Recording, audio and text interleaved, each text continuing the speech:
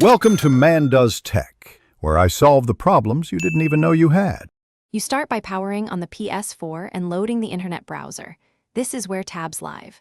Once done, make sure you're signed into your profile so settings persist. Use the DualShock 4 controller to move to the tab bar at the top. You'll see small page thumbnails or icons. The reason you open the browser first is to access the tab's UI directly. This saves time versus closing the app entirely.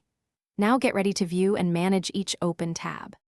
With a tab highlighted, press Options to reveal actions. This gives you control over individual and multiple tabs. You can pick Close Tab to remove just that page, or choose Close Other tabs to keep only the one you need. This is faster when many tabs are open. If you want to close all tabs, pick Close All. Note this clears every open session. Do this to reduce memory use and speed browsing. Make sure to confirm prompts so you don't lose a page you need. After closing tabs, scan the tab bar to confirm only the pages you want remain. Repeat the previous steps for any stubborn tabs. To complete cleanup, open browser settings and clear history and cookies. This helps free cache and prevent auto-reopening. If a tab won't close or the browser freezes, close the browser app and relaunch it.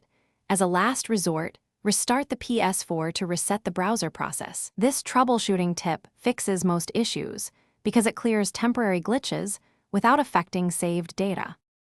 Thanks for watching. If you found this helpful, don't forget to like and subscribe.